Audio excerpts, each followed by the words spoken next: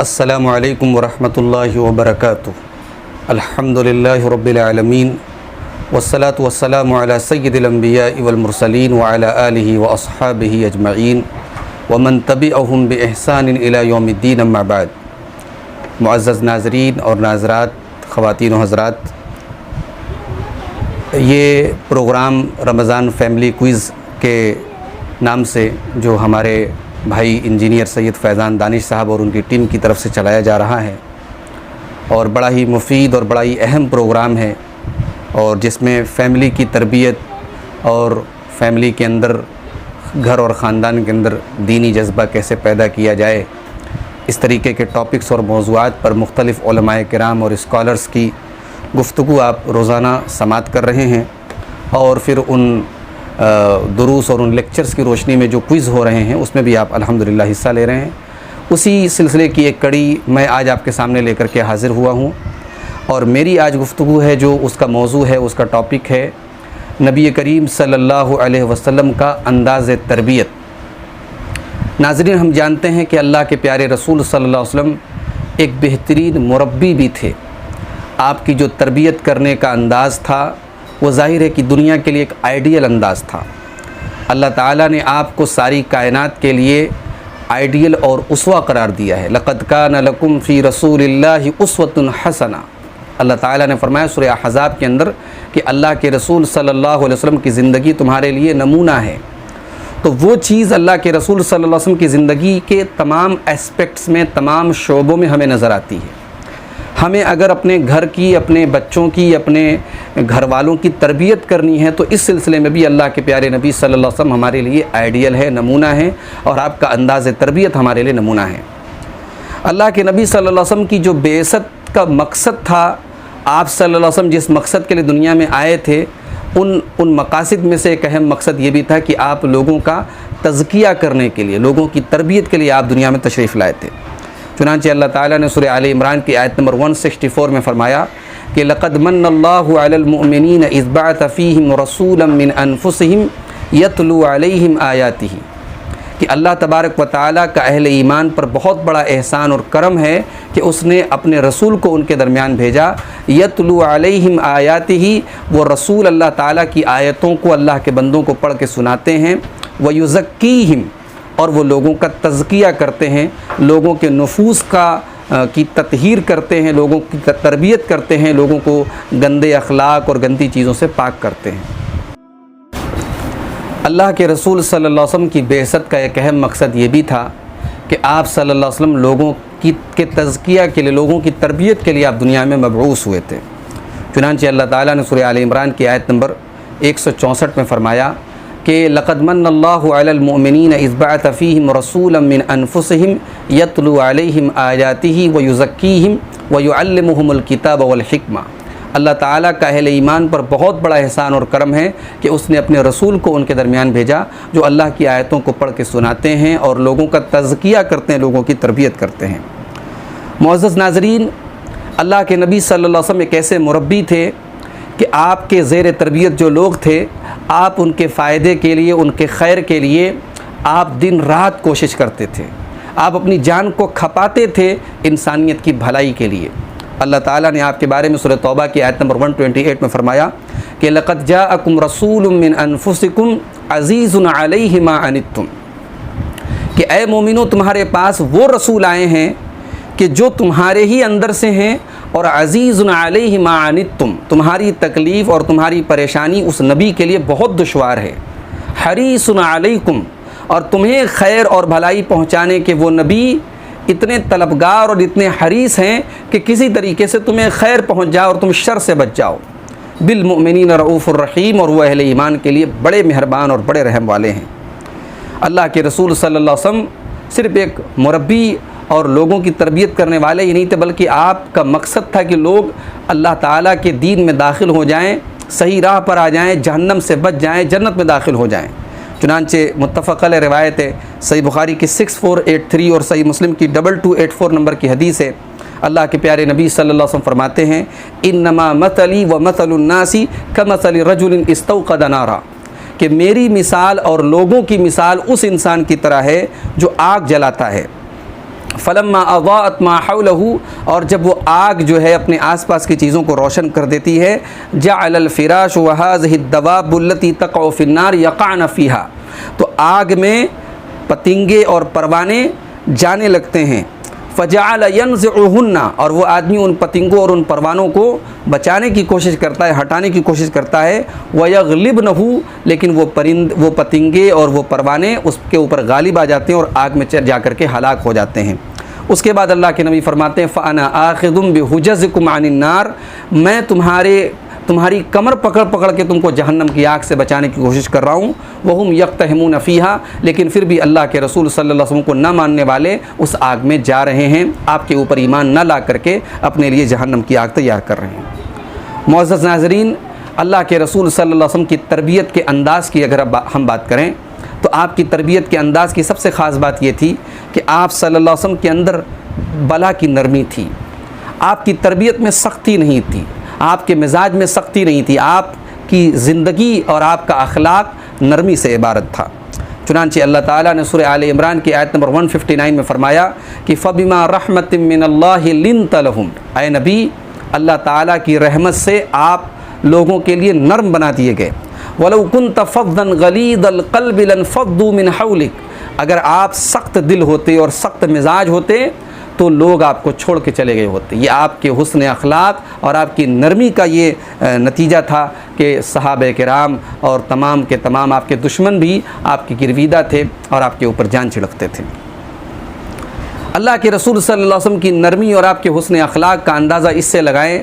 کہ حضرت انس ابن مالک رضی اللہ تعالیٰ عنہ 10 سال تک اللہ کے رسول کی خدمت کرتے ہیں اور 10 سال کا جو رپورٹ کارڈ وہ پیش کرتے ہیں، چنانچہ صحیح بخاری اور ان کی جو روایت موجود ہے صحیح بخاری کے اندر 6038 اور صحیح مسلم کے اندر 2309 نمبر کے تحت حضرت انس کہتے ہیں کہ خدمت النبی صلی اللہ علیہ وسلم 10 سنین، میں نے نبی صلی اللہ علیہ وسلم کی خدمت کی 10 سال تک، فما قال علی اف، کبھی آپ نے مجھے کسی بات پر اف نہیں کہا، کبھی ایسا نہیں ہوا کہ میں نے کوئی کام کیا ہو اور نبی نے پوچھا تم نے یہ کام کیوں کیا، اور کبھی میں نے کوئی کام نہیں کیا اور نبی نے یہ کہا تم نے یہ کام کیوں نہیں کیا۔ اس سے اندازہ لگائیں کہ اللہ کے رسول صلی اللہ علیہ وسلم کی تربیت میں نرمی کا پہلو کس قدر غالب تھا۔ اللہ کے رسول صلی اللہ علیہ وسلم شور شرابہ کرنے، چیخنے چلانے کو پسند نہیں کرتے، تو یہ آپ کی صفت نہیں تھی۔ چنانچہ حضرت ابو عبداللہ الجدلی یہ حضرت عائشہ رضی اللہ تعالیٰ عنہ سے اللہ کے رسول صلی اللہ علیہ وسلم کے اخلاق کے بارے میں سوال کرتے ہیں تو اماں عائشہ فرماتی ہیں لم یکن فاحشن ولا متفحشن، اللہ کے رسول صلی اللہ علیہ وسلم بیہودہ گو نہیں تھے، فحش گو نہیں تھے، آپ کی زبان بڑی پاک صاف تھی، آپ کی زبان سے فحش باتیں نہیں نکلتی تھی، ولا متفحشن، فحش بات کے جواب میں بھی آپ فحش گوئی نہیں کرتے تھے، ولا سخابا فی الاسواق، اور بازاروں میں چلانے والے نہیں تھے، ولا یجزی بالسیئۃ السیئۃ، برائی کا بدلہ برائی سے نہیں دیتے تھے، ولکن یعفو ویصفح، بلکہ اللہ کے رسول صلی اللہ علیہ وسلم عفو درگزر سے کام لیتے تھے، لوگوں کی غلطیوں کو معاف کر دیتے تھے۔ معزز ناظرین، تربیت میں ایک بڑی اہم چیز یہ ہے کہ ہم اپنے مخاطب کی رعایت کریں۔ ظاہر ہے کہ ایک نوجوان کو جیسے ڈیل کیا جائے گا ویسے ایک بچے کو نہیں ڈیل کیا جائے گا، ایک بچے کو جیسے ڈیل کیا جائے گا ویسے ایک بزرگ کو نہیں ڈیل کیا جائے گا۔ ہمارا مخاطب جیسا ہو اس کی ذہنی سطح اور اس کے مینٹل لیول کے اعتبار سے اس کو مخاطب کیا جائے اور اس کی تربیت کیا جائے، یہ تربیت کا بڑا اہم رول اور اصول ہے۔ پیارے نبی صلی اللہ علیہ وسلم کی زندگی میں ہمیں یہ اصول بھی نظر آتا ہے کہ آپ اپنے مخاطبین کی رعایت کرتے تھے۔ کئی مرتبہ ایسا ہوا کہ آپ کا سابقہ کسی دیہاتی سے پڑا،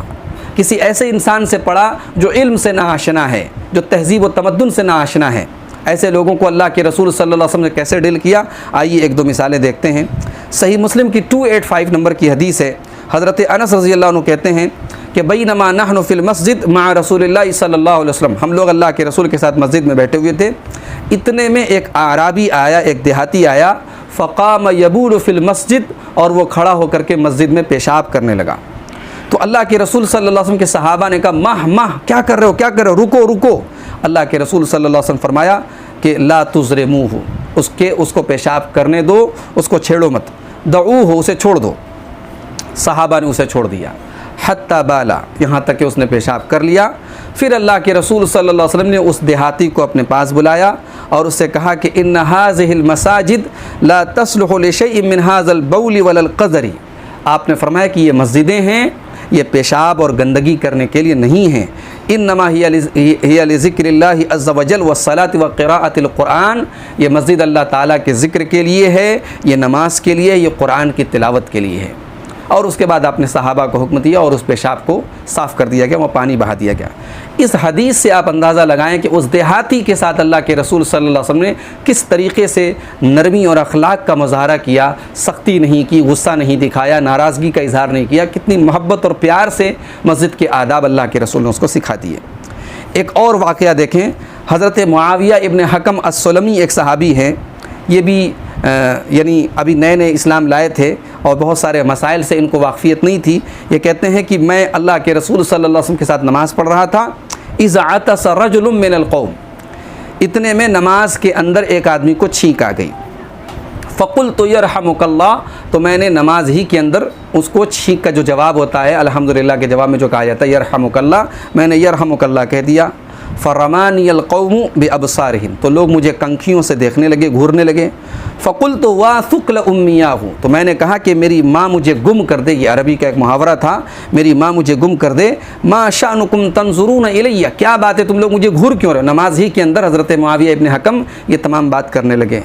فجعلوا یضربون بایدیہم علی افخاذہم، تو لوگ اپنی ران کے اوپر اپنے ہاتھوں کو مارنے لگے، گویا یہ سگنل دینے لگے کہ اب چپ ہو جاؤ، نماز کے اندر بات مت کرو۔ فلما رأیتہم یصمتوننی، جب میں نے دیکھا کہ لوگ مجھے چپ کرانے کی کوشش کر رہے ہیں تو میں چپ ہو گیا۔ فلما صلی رسول اللہ صلی اللہ علیہ وسلم، جب اللہ کے رسول صلی اللہ علیہ وسلم نماز سے فارغ ہو گئے،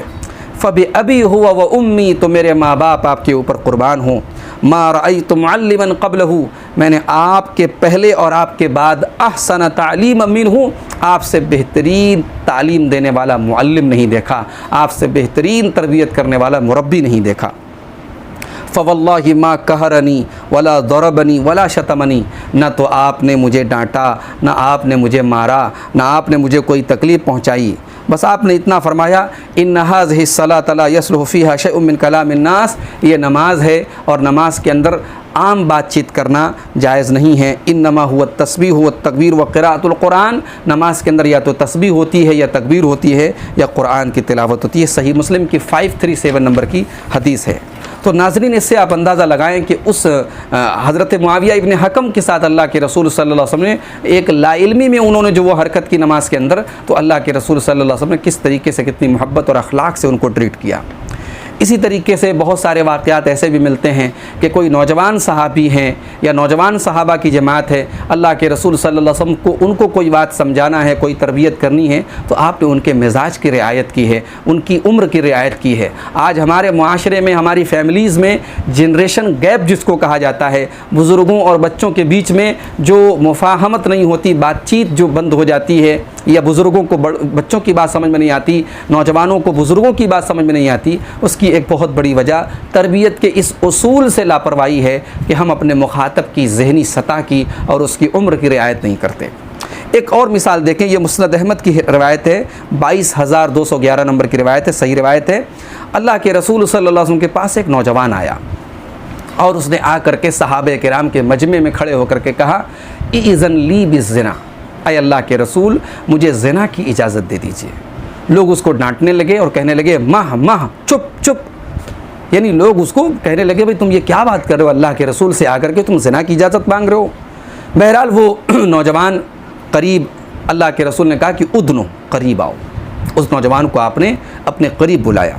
فدنا منہ قریبا، وہ نوجوان اللہ کے رسول سے قریب آیا اور اللہ کے رسول کے پاس آ کر کے بیٹھ گیا۔ اب ذرا اللہ کے نبی کی گفتگو کا انداز دیکھیے، زنا کی اجازت مانگنے وہ نوجوان آیا ہے۔ اللہ کے رسول اس نوجوان سے کہتے ہیں اتحبہ لامک، تم جو زنا کرنے کی اجازت مانگ رہے ہو، کیا تم یہ پسند کرتے ہو کہ تمہاری ماں کے ساتھ یہ زنا کیا جائے؟ قال لا، انہوں نے کہا نہیں، واللہ اللہ کی قسم میں ایسا نہیں چاہتا، جعلنی اللہ فداک، اللہ تعالیٰ مجھے آپ پر قربان کرے، اپنی ماں کے لیے یہ کام میں کبھی پسند نہیں کروں گا۔ اللہ کے رسول نے فرمایا کہ وَلَلنَّاسُ يُحِبُّونَهُ لِأُمَّهَاتِهِمْ، کوئی بھی آدمی اپنی ماں کے لیے یہ کام پسند نہیں کرے گا۔ اس کے بعد آپ نے پوچھا أَفَتُحِبُّهُ لِإِبْنَتِكَ، کیا اپنی بیٹی کے لیے تم یہ کام پسند کرو گے؟ نوجوان صحابی نے وہی جواب دیا کہ نہیں اے اللہ کے رسول، اللہ کی قسم میں ایسا پسند نہیں کروں گا، میری جان آپ کے اوپر قربان ہو جائے۔ اللہ کے رسول نے فرمایا کوئی بھی اپنی بیٹی کے لیے کام پسند نہیں کرے گا۔ پھر آپ نے پوچھا کہ اپنی بہن کے لیے کام پسند کرو گے؟ کہا کہ اللہ کی قسم نہیں ہے اللہ کے رسول، میری جان آپ کے اوپر قربان ہو۔ اللہ کے رسول نے فرمایا کوئی پسند نہیں کرے گا اپنی بہن کے لیے۔ پھر آپ نے پوچھا کہ اپنی پھوپھی کے لیے کام پسند کرو گے؟ کہا کہ نہیں ہے اللہ کے رسول، اللہ کی قسم۔ پھر آپ نے پوچھا کہ اپنی خالہ کے لیے پسند کرو گے؟ کہا نہیں ہے اللہ کے رسول۔ ہر سوال کے جواب میں انہوں نے یہی ایک جملہ کہا، نہیں ہے اللہ کے رسول، اللہ کی قسم میں ایسا پسند نہیں کروں گا۔ اور اللہ کے رسول نے بھی وہی جواب دیا کہ لوگ بھی اپنی بہن، اپنی بیٹی، اپنی پھوپھی، اپنی خالہ کے لیے کام پسند نہیں کریں گے۔ اس کے بعد اللہ کے رسول صلی اللہ علیہ وسلم نے اپنا ہاتھ اس نوجوان کے اوپر رکھا اور آپ نے دعا کی، اللہم اغفر ذنبہ وطہر قلبہ وحسن فرجہ، اے اللہ اس کے گناہوں کو معاف فرما دے اور اس کے دل کو پاک کر دے اور اس کی شرمگاہ کی حفاظت فرما۔ حدیث کے الفاظ ہیں فلم یکن بعد ذلک الفتى یلتفت الی شیء، اس دن کے بعد وہ نوجوان غلط کام کی طرف کبھی نہیں گیا۔ یہ اللہ کے رسول کی تربیت کا کمال تھا، یہ اللہ کے رسول کی نرمی کا کمال تھا، یہ اللہ کے رسول کی مخاطب کی رعایت کرنے کا کمال تھا۔ معزز ناظرین،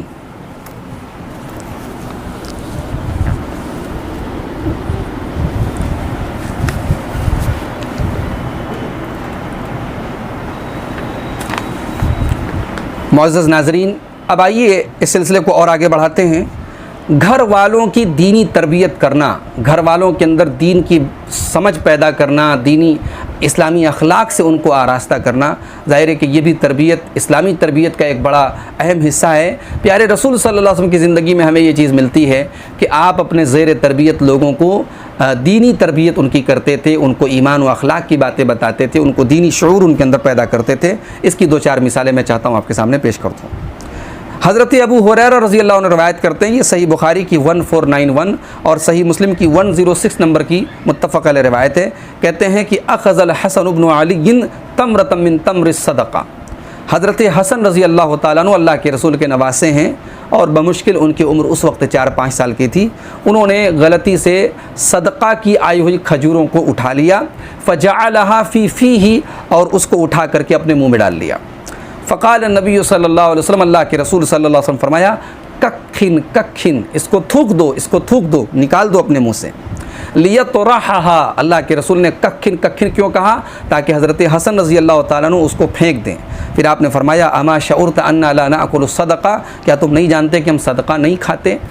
5 سال کے بچے کو اللہ کے رسول صلی اللہ علیہ وسلم حلال و حرام کی تمیز سکھا رہے ہیں، کون سی چیز کھانی چاہیے، کون سی چیز نہیں کھانی چاہیے، کون سی چیز حلال ہے، کون سی چیز حرام ہے۔ 5 سال کا بچہ ہماری نظر میں تو ناسمجھ ہوتا ہے، لیکن تربیت کے اصولوں میں یہ ہے کہ 5 سال کے بچے کو جو سکھا دیا جائے وہ ساری عمر یاد رہتا ہے۔ اللہ کے نبی صلی اللہ علیہ وسلم حضرت حسن ابن علی رضی اللہ تعالیٰ عنہ کو بتا رہے ہیں کہ تم میرے اہل بیت میں سے ہو اور تمہارے لیے صدقہ کی یہ کھجور کھانا جائز نہیں ہے۔ اسی طریقے سے آپ دیکھیں ایک دوسری روایت دیکھیں، یہ بھی متفق علیہ روایت ہے، صحیح بخاری کی 5361 اور صحیح مسلم کی 2727 نمبر کی روایت ہے۔ حضرت فاطمہ رضی اللہ تعالیٰ عنہ جو اللہ کے رسول صلی اللہ علیہ وسلم کی جگر گوشہ ہیں، آپ کی سب سے چھوٹی صاحبزادی ہیں، لاڈلی بیٹی ہیں، حضرت فاطمہ رضی اللہ تعالیٰ عنہ اللہ کے رسول صلی اللہ علیہ وسلم کے پاس آئیں اور ان کو ایک خادم کی ضرورت تھی، گھر کے کاموں میں مدد کے لیے ان کو ایک خادم کی ضرورت تھی۔ اللہ کے رسول صلی اللہ علیہ وسلم سے ملاقات نہیں ہو پائی۔ بعد میں اللہ کے رسول صلی اللہ علیہ وسلم کو جب معلوم ہوا کہ میری بیٹی مجھ سے ملنے آئی تھی اور اسے خادم کی ضرورت ہے، تو اللہ کے رسول صلی اللہ علیہ وسلم اپنی بیٹی کے گھر تشریف لے گئے اور متفق علیہ روایت صحیح بخاری اور صحیح مسلم کی، اللہ کے رسول نے اپنی بیٹی اور اپنے داماد حضرت علی رضی اللہ تعالیٰ عنہ دونوں سے فرمایا کہ الا ادلکما علی خیر مما سألتما، کہ اے میری بیٹی فاطمہ اور اے میرے داماد علی، کیا میں تمہیں جو چیز تم مانگ رہے ہو اس سے بہتر چیز میں تمہیں نہ دے دوں؟ اذا اخذتما مضاجعکما، جب تم دونوں اپنے بستر پہ جاؤ، فسبحا 33 تو 33 مرتبہ سبحان اللہ کہو، 33 مرتبہ الحمدللہ کہو اور 34 مرتبہ اللہ اکبر کہو، فہو خیر لکما من خادم، یہ تمہارے لیے خادم سے بہتر ہے۔ ناظرین آپ اندازہ لگائیں کہ اللہ کے رسول صلی اللہ علیہ وسلم نے اپنی بیٹی کو خادم کے بجائے، دنیاوی سہولت دینے کے بجائے اسے ایک ایسا وظیفہ بتایا، ایک ایسا ذکر بتایا کہ جو اسے دنیا میں بھی کام دے اور آخرت میں بھی اس کے نیکیوں میں اضافہ کا سبب بنے اور اس کی تھکاوٹ بھی اس سے دور ہو جائے۔ اسی طریقے سے ایک اور مثال دیکھیں کہ کس طریقے سے اللہ کے رسول صلی اللہ علیہ وسلم اپنے گھر والوں کی دینی تربیت کرتے تھے اور انہیں اسلامی اخلاق سکھاتے تھے۔ حضرت عمر بن ابی سلمہ یہ اللہ کے رسول کے ربیب تھے، حضرت ام سلمہ رضی اللہ تعالیٰ عنہ کے بیٹے تھے، اور جب حضرت ام سلمہ اللہ کے رسول کے نکاح میں آئیں تو ظاہر ہے کہ ان کی پرورش اللہ کے رسول صلی اللہ علیہ وسلم نے اپنے ذمے لے لی۔ تو حضرت عمر بن ابی سلمہ کہتے ہیں کہ میں ایک چھوٹا بچہ تھا، اللہ کے رسول کی تربیت میں رہتا تھا، وکانت یدی تطیش فی الصحفہ، کھانے کے وقت جب میں کھانا کھاتا تھا تو میرا ہاتھ پوری پلیٹ میں گھومتا رہتا تھا۔ فقال علی رسول اللہ صلی اللہ علیہ وسلم، تو اللہ کے رسول صلی اللہ علیہ وسلم نے ایک دن کھانے کے دوران مجھ سے فرمایا، یا غلام سم اللہ، اے بچے اللہ کا نام لے، بسم اللہ پڑھ، وکل بیمینک، اور داہنے ہاتھ سے کھانا کھاؤ، وکل مما یلیک، اور اپنے سامنے سے اپنے قریب سے کھانا کھاؤ، فما زالت تلک طعمتی بعد۔ حضرت عمر بن ابی سلمہ کہتے ہیں کہ رسول اکرم صلی اللہ علیہ وسلم نے کھانے کے جو آداب بتائے، جو طریقہ بتایا، وہ پھر ساری زندگی میرا اسی طریقے پر میں قائم رہا۔ یہ ہوتا ہے تربیت کا اثر۔ اپنے بچوں کو اگر ہم دینی تربیت بچپن سے دیں اور انہیں آداب سکھائیں تو انشاءاللہ وہ ساری زندگی اس کے اوپر قائم رہیں گے۔ ایک اور مثال دیکھیں، حضرت عبداللہ ابن عباس رضی اللہ تعالیٰ عنہ اللہ کے رسول کے چچا زاد بھائی ہیں، اور اللہ کے رسول کی زندگی میں آپ کی عمر 10-12 برس کی تھی۔ 10-12 برس کا بچہ بہت سمجھدار نہیں ہوتا ہے، سمجھدار ہوتا ہے لیکن بہت نہیں ہوتا ہے۔ 12 سال کے اس بچے کو اللہ کے رسول صلی اللہ علیہ وسلم نے ایمان کی، توحید کی اور تقدیر کی باتیں بتائی۔ آئیے وہ حدیث بھی دیکھتے ہیں۔ مسند احمد کی 2803 نمبر کی حدیث ہے۔ حضرت عبداللہ ابن عباس کہتے ہیں کہ میں اللہ کے نبی صلی اللہ علیہ وسلم کا ردیف تھا، میں آپ کے ساتھ سواری پر پیچھے بیٹھا تھا۔ آپ نے فرمایا کہ اے بچے، الا اعلمک کلمات ینفعک اللہ بہن، کیا میں تجھے ایسی باتیں نہ سکھاؤں جس کے ذریعے اللہ تجھے فائدہ دے گا؟ میں نے کہا کیوں نہیں ہے اللہ کے رسول؟ تو آپ نے فرمایا احفظ اللہ یحفظک، اللہ تعالیٰ کی شریعت کی اور اس کے قانون کی، اس کے حدود کی حفاظت کر، اللہ تیری حفاظت کرے گا۔ احفظ اللہ تجدہ تجاہک، اللہ تعالیٰ کے احکام کی اور اس کی شریعت کی حفاظت کر، تو ہمیشہ اللہ کو اپنی مدد کے لیے اپنے آگے پائے گا۔ تعرف الیہ فی الرخاء یعرفک فی الشدہ، اور اپنی خوشحالی کے دنوں میں تو اللہ کو پہچان، اللہ تیرے مشکل دنوں میں تجھے پہچانے گا۔ وَإِذَا سَأَلْتَ فَاسْأَلِ اللَّهَ، اور جب تو سوال کرے تو اللہ سے سوال کر۔ وَإِذَا اسْتَعَنْتَ فَاسْتَعِنْ بِاللَّهِ، اور جب تو مدد مانگے تو اللہ سے مدد مانگ۔ قَدْ جَفَّ الْقَلَمُ بِمَا هُوَ كَائِنٌ، تقدیر کا قلم سوکھ چکا ہے ان تمام چیزوں کو لکھ کر کے جو ہونے والی ہیں۔ فَلَوْ أَنَّ الْخَلْقَ كُلُّهُمْ جَمِيعًا أَرَادُوا أَن يَنفَعُوكَ بِشَيْءٍ لَمْ يَكْتُبْهُ اللَّهُ عَلَيْكَ لَمْ يَقْدِرُوا عَلَيْهِ، ساری دنیا مل کر کے تجھے کوئی ایسا فائدہ پہنچانا چاہے جو اللہ نے تیری تقدیر میں نہیں لکھا ہے تو لوگ نہیں پہنچا سکتے۔ وَإِنْ أَرَادُوا أَن يَضُرُّوكَ بِشَيْءٍ لَمْ يَكْتُبْهُ اللَّهُ عَلَيْكَ لَمْ يَقْدِرُوا عَلَيْهِ، اور اگر مل کر کے تجھے لوگ کوئی نقصان پہنچانا چاہیں اور وہ نقصان اللہ تعالیٰ نے تیری تقدیر میں نہیں لکھا ہے تو وہ نہیں پہنچا سکتے۔ وَاعْلَمْ أَنَّ فِي الصَّبْرِ عَلَى مَا تَكْرَهُ خَيْرًا كَثِيرًا، اور یاد رکھو کہ مصیبتوں میں تکلیف میں صبر کرنے پر، مصیبتوں میں صبر کرنے پر بہت ساری بھلائی حاصل ہوتی ہے۔ وَأَنَّ النَّصْرَ مَعَ الصَّبْرِ، اور اللہ کے دین پر جمے رہنے سے ہی اللہ کی مدد آتی ہے۔ وَأَنَّ الْفَرَجَ مَعَ الْكَرْبِ، اور پریشانی کے ساتھ ساتھ آسانی بھی اللہ دیتا ہے۔ وَأَنَّ مَعَ الْعُسْرِ يُسْرًا، اور تکلیف کے ساتھ اللہ تعالیٰ راحت بھی دیتا ہے۔ ناظرین، آپ اندازہ لگائیں کہ اللہ کے رسول صلی اللہ علیہ وسلم 10-12 سال کے بچے کو کیسی بنیادی باتیں ایمان کی اور کیسی اہم باتیں تقدیر کی بتا رہے ہیں، اور کیسی دین کی بنیادی باتیں اللہ کے رسول صلی اللہ علیہ وسلم اتنے بڑے بچے کو بتا رہے ہیں۔ اس سے ہمیں معلوم ہوتا ہے کہ اپنی فیملی اور اپنے گھر والوں کے درمیان ہمیں دینی شعور پیدا کرنے کی کوشش کرتے رہنا چاہیے، اسلامی عقیدہ ان کو سکھاتے رہنا چاہیے، اسلامی اخلاق ان کو سکھاتے رہنا چاہیے۔ اسی طریقے سے اللہ کے رسول صلی اللہ علیہ وسلم کے انداز تربیت میں ایک چیز ہمیں یہ بھی ملتی ہے کہ آپ دینی ماحول کا فائدہ اٹھاتے تھے۔ جب رمضان کا مہینہ آتا تھا، خاص طور سے آخری عشرہ آتا تھا، اللہ کے رسول صلی اللہ علیہ وسلم اپنے پورے گھر والوں کو، اپنے اہل و عیال کو دین کے کاموں کی طرف راغب کرتے تھے اور رات میں عبادت کے لیے ان کو جگاتے تھے۔ چنانچہ صحیح بخاری کی 2024 اور صحیح مسلم کی 1174 نمبر کی حدیث ہے۔ اما عائشہ رضی اللہ تعالیٰ عنہ کہتی ہیں کان النبی صلی اللہ علیہ وسلم اذا دخل العشر شد مئزرہ، جب رمضان کا آخری عشرہ آتا تھا تو نبی صلی اللہ علیہ وسلم اپنی کمر کس لیتے تھے، وَأَحْيَا لَيْلَهُ، رات کو جاگتے تھے، وَأَيْقَظَ أَهْلَهُ، اور اپنے گھر والوں کو بھی جگاتے تھے۔ معزز ناظرین، اللہ کے رسول صلی اللہ علیہ وسلم کے انداز تربیت کے تعلق سے آپ گفتگو سن رہے ہیں۔ اب آخری پوائنٹ آپ کے سامنے بیان کر کے ہم بات ختم کریں گے۔ تربیت کے اصولوں میں ایک اصول یہ بھی ہے کہ سختی کے موقع پر سختی بھی کی جائے۔ نرمی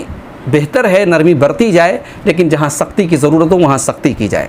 اللہ کے رسول صلی اللہ علیہ وسلم نے ضرور نرمی کے ساتھ کام لیا ہے، لیکن تربیت کے دوران سختی کی جگہ آپ نے سختی کرنے کا حکم بھی دیا ہے۔ چنانچہ مسند احمد کی 22075 نمبر کی حدیث ہے، اللہ کے رسول صلی اللہ علیہ وسلم فرماتے ہیں وَلَا تَرْفَعْ عَنْهُمْ عَصَاكَ عَدَبًا وَأَخِفْهُمْ فِي اللَّهِ، اپنے گھر والوں کو ادب سکھانے کے لیے، ان کی تربیت کے لیے اپنی لاٹھی کو اٹھا مت لو، یعنی اپنی لاٹھی ضرورت پڑے تو استعمال کرو، اپنی لاٹھی کو اٹھا کر کے رکھ مت دو،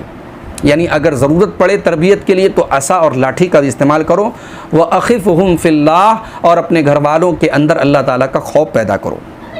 اسی طریقے سے ابو داؤد کی 495 نمبر کی حدیث ہے، اللہ کے پیارے نبی فرماتے ہیں مروا اولادکم بالصلاۃ وہم ابناء 7 سنین، تمہارے بچے جب 7 سال کے ہو جائیں ان کو نماز کا حکم دو، واضربوہم علیہا وہم ابناء 10، اور جب وہ 10 سال کے ہو جائیں اور نماز کے سلسلے میں لاپرواہی کریں تو ان کو مارو، وفرقوا بینہم فی المضاجع، اور ان کے بستر الگ کر دو۔ تو ناظرین، اللہ کے رسول صلی اللہ علیہ وسلم یقیناً نرمی سے کام لیتے تھے، لیکن سختی کی جگہ آپ سختی بھی کرتے تھے، آپ ناراض بھی ہوتے تھے، آپ غصے کا اظہار بھی کرتے تھے، اپنی ذات کے لیے آپ غصہ نہیں کرتے تھے، لیکن اللہ کے دین کے لیے اللہ کی حدود پامال ہونے لگے، اللہ کی دین کی خلاف ورزی ہونے لگے تو اللہ کے رسول ناراض بھی ہوتے تھے۔ چنانچہ صحیح بخاری کی 6786 اور صحیح مسلم کی 2327 نمبر کی متفق علیہ روایت ہے، اما عائشہ رضی اللہ تعالیٰ عنہ کہتی ہیں ما خیر النبی صلی اللہ علیہ وسلم بین امرین الا اختار ایسرہما، اللہ کے نبی صلی اللہ علیہ وسلم کو جب بھی 2 چیزوں میں اختیار دیا گیا، 2 چیزوں میں چوائس دی گئی تو آپ اس چیز کو چنتے تھے جو آسان ہو، ما لم یأثم، جب تک کہ اس میں گناہ نہ ہو، فَإِذَا كَانَ الْإِثْمُ كَانَ أَبْعَدَهُمَا مِنْهُ، اگر وہ چیز گناہ ہوتی، غلط ہوتی تو اللہ کے رسول سب سے زیادہ دور ہوتے۔ وَاللَّهِ مَنْ تَقَمَ لِنَفْسِهِ فِي شَيْءٍ يُؤْتَى إِلَيْهِ قَطُّ حَتَّى تُنْتَهَكَ حُرُمَاتُ اللَّهِ، اور اللہ کے رسول صلی اللہ علیہ وسلم نے اپنی ذات کے لیے کبھی انتقام نہیں لیا، ہاں اگر اللہ تعالیٰ کی حرمتیں پامال کی جائیں اور اللہ کے دین کی خلاف ورزی کی جائے، فَيَنْتَقِمُ لِلَّهِ، تو اللہ تعالیٰ کے لیے آپ صلی اللہ علیہ وسلم انتقام لیتے تھے۔ تو ناظرین، اللہ کے رسول صلی اللہ علیہ وسلم کے انداز تربیت کے تعلق سے یہ چند باتیں میں نے آپ کے سامنے رکھی ہیں۔ ہمیں اور آپ کو چاہیے کہ ان اصولوں کو ہم اپنے گھر میں، اپنے پریوار میں، اپنے بچوں کی، اپنے بیوی بچوں کی اور اپنے گھر والوں کی تربیت میں ہم ان اصولوں کو ضرور اپنے سامنے رکھیں۔ اللہ تعالیٰ سے دعا ہے رب العالمین ہمیں اپنے اہل و عیال میں پیارے رسول صلی اللہ علیہ وسلم کے انداز تربیت کو اپنانے کی توفیق عطا فرمائے، آمین۔ وآخر دعوانا ان الحمد للہ رب العالمین، والسلام علیکم ورحمۃ اللہ وبرکاتہ۔ سبسکرائب کیجئے اس چینل کو اور بیل آئیکن کے بٹن کو دبائیے لیٹسٹ ویڈیو سب سے پہلے دیکھنے کے لیے۔